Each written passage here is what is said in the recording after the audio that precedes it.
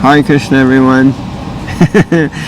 So we're here in Sacre Coeur, and we're reading from Grantaraj Srimad Bhagavatam, 3rd canto, 25th chapter, and we're reading text 38. In our last reading, we only read the first paragraph of the purport, so we'll just read through it all again. Okay? Sure. Do you want to move so I can see the text 38? Thank you very much. The Lord continued, "My dear mother, devotees who receive such transcendental opulences are never bereft of them. Neither weapons nor the changes of time can destroy such opulences. Because the devotees accept me as their friend, their relative, their son, preceptor, benefactor, and supreme deity, they cannot be deprived of their possessions at any time." It is stated in Bhagavad Gita that one may elevate himself to the higher planetary systems, even up to Brahma Loka, by dint of pious activities. But when the effects of such pious activities are finished, one again comes back to this earth to begin a new life of activities. Thus, even though one is promoted to the higher planetary systems for enjoyment and a long duration of life, still that is not a permanent settlement. But as far as the devotees are concerned, their assets, the achievement of devotional service, and the consequent opulences of Vaikuntha, even on this planet, are never destroyed. In this verse, Kapila Dev addresses his nectar as Shantarupa, indicating that the opulences of devotees are fixed, because devotees are eternally fixed in the Vaikuntha atmosphere, which is called Shantarupa, because it is in the mode of pure goodness, undisturbed by the modes of passion and ignorance. Once one is fixed in the devotional service of the Lord, his position of transcendental service cannot be destroyed, and the pleasure and service simply increase unlimitedly. The devotees engaged in Krishna consciousness in the Vaikuntha atmosphere, there is no influence of time, and the influence of time destroys everything. But in the Vaikuntha atmosphere, there is no influence of time or of the demigods, because there are no demigods in the Vaikuntha planet. Here our activities are controlled by different demigods. Even if we move our hand and leg, the action is controlled by the demigods. But in the Vaikuntha atmosphere, there is no influence of the demigods or of time. Therefore, there is no question of destruction. When the time element is present, there is the certainty of destruction. But when there is no... What? No. Just she started talking more quiet. Well, now you've made me lose my flow. But when there is no time... But when there is no time element, past, present or future, then everything is eternal. Therefore, this verse uses the words na, and nanxyati, indicating that the transcendental opulences will never be destroyed.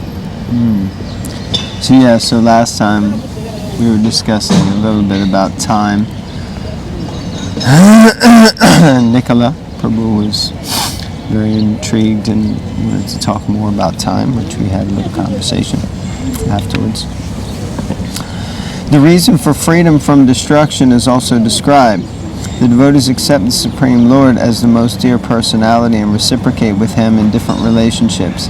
They accept the Supreme Personality of Godhead as the dearmost friend, the dearmost relative, the dearmost son, the dearmost preceptor, and dearmost well-wisher, or their dearmost deity. The Lord is eternal, therefore any relationships in which we accept Him is also eternal. It is clearly confirmed herein that the relationships cannot be destroyed, and therefore the opulences of those relationships are never destroyed. Every living entity has the propensity to love someone. We can see that if someone has no object of love, he generally directs his love to a pet animal like a cat or a dog. Thus, the eternal propensity for love in all living entities is always searching for a place to reside. That's nice. Thus, the eternal propensity for love in all living entities is always searching for a place to reside.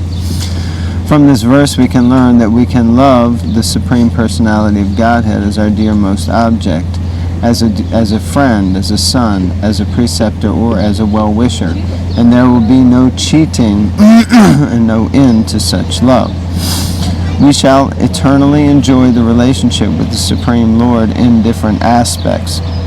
A special feature of this verse is the acceptance of the Supreme Lord as the Supreme Preceptor. Bhagavad Gita was spoken directly by the Supreme Lord, and Arjuna accepted Krishna as Guru or spiritual master. Similarly, we should accept only Krishna as the Supreme Spiritual Master. Okay, so the wind is blowing and the tripod is sitting. I keep thinking any moment it's going to fall over, but it seems to be pretty stable actually. Yeah. So it seems here it's mentioning again and again, or two things stood out for me. One is the point that the Lord can appear in different forms, or our relationship with the Lord, our eternal relationship with the Lord appears in different forms. And as Prabhupada mentions, the preceptor. What does preceptor mean? As he mentions this again. A teacher or an instructor. Okay. So he's the supreme teacher or instructor, like he mentions for Arjuna in Bhagavad Gita. But also he can be our well-wisher, our dearmost deity, our son, our lover, our friend. So like that. But also this principle about the living entity has the propensity to love someone. And we can see that if someone has no object of love, he generally directs his love to a pet animal like a cat or a dog. And that's the case. Even if people do have an object of love, then they'll get a pet or a cat, because usually the cat or dog doesn't talk back, doesn't kick up a fuss, and will basically just accept the love and be there to give love, kind of thing. So anyway, those are a couple of thoughts. Anything from your side? I think also not just that it doesn't talk back, but it just gives love, meaning, that element of at least someone's going to be happy when you walk through the door. They're going to be waiting for you. They look at you, and they say that dogs kind of get it when you look a little bit down. They come and sit. Cats can be a bit like moody Trudies. They make you work for their love. But yeah, isn't it? It's just that feeling that at least I can rely on my dog, And that's what we're looking for, which is found in Krishna, that unending, reliable, permanent love, Nice, that's beautiful. I like that, very nice. Okay. The next paragraph, Krishna of course means Krishna and his confidential devotees. Krishna is not alone. When we speak of Krishna, Krishna means Krishna in his name, in his form and in his qualities, in his abode and in his associates. Krishna is never alone. But the devotees of Krishna are not impersonalists. For example, a king is always associated with his secretary, his commander, his servants, and so much paraphernalia.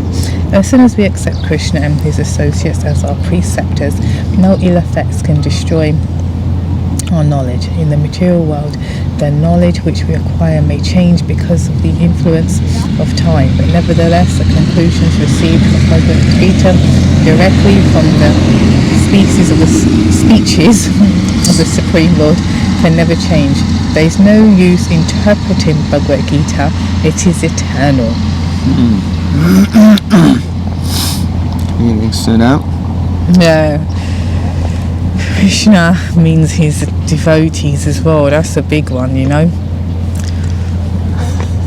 because everyone gets that where you have issues or challenges or this, and it's easy to just think it's just me and Krishna, I don't care. But that's unfortunate. Unfortunately, it's not true. If you want to be with Krishna, you got to be with all his devotees as well, and that can be tough in life. Yeah, personal relationships, personal dealings are the most difficult thing in this world, and that's why we know it's the highest thing in the spiritual world. And you're not getting back into the spiritual world unless you can have loving relationships with the devotees here. It's like in Indian families, you have extended families. So when you marry into the family, you ain't getting rid of the mother-in-law and father-in-law, sister-in-law. and the aunties-in-law and this and that. So it's like that. Krishna's got a big extended family. You get with him, you got to get with all of them. Okay, so we got one paragraph left. Krishna, the Supreme Lord, should be accepted as one's best friend. He will never cheat. Interesting. Of course, he says of gamblers, I am the cheat, and we know he does do some kind of cheating type things, but yeah, he'll never cheat on us. He's always there for us. He will always give his friendly advice and friendly protection to the devotees. If Krishna is accepted as a son, he will never die. Here we have a very loving son or child, but the father and mother, or those who are affectionate towards him, always hope, may my son not die. But Krishna actually never will die. Therefore, those who accept Krishna or the Supreme Lord as their son will never be bereft of their son. In many instances, devotees have accepted the deity as a son. In Bengal, there are many such instances, and even after the death of the devotee, the deity performs the Shraddha ceremony for the father. Wow, okay. The relationship is never destroyed. People are accustomed to worship different forms of demigods, but in Bhagavad Gita such a mentality is condemned. Therefore, one should be intelligent enough to worship only the Supreme Personality of Godhead in his different forms, such as Lakshmi Narayan, Sita Ram, and Radha Krishna. Thus one will never be cheated. By worshipping the demigods, so cheated in that way is interesting, because the demigods seems kind of cheat, but Krishna will never cheat us in the same way as the demigods cheat us by giving us temporary benefits. He only gives us the eternal benefits.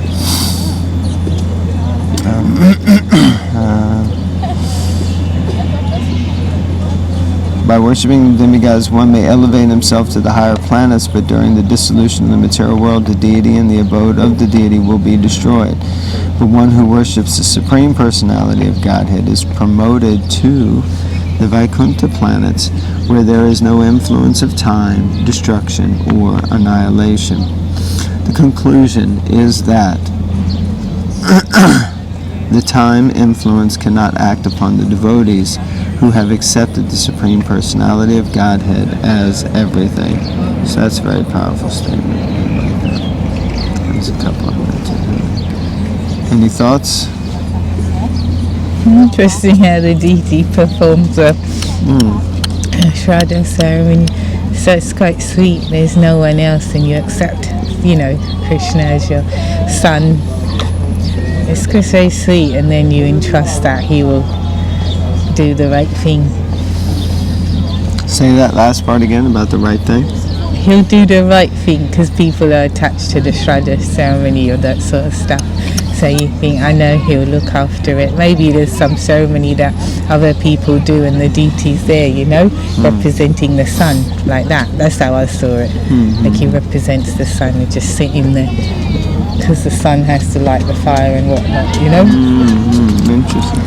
There seems to be a gathering of, how can I put it, colourful, eccentric people singing to the right of us.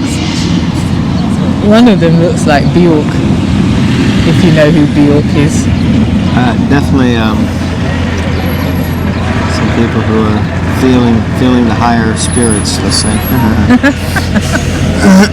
So I think the next verse and purport is very long. Yeah. And my bum is my bottom is very cold and stiff because we've been sitting on these stony steps for a while. So we read a little bit. We're here now. We're going to carry on, chant our japa. Yeah. And in this holy place. Yeah. And we will do another reading in a little while. So Hare Krishna. Hare Krishna, everyone. Srimad Bhagavatam ki jai.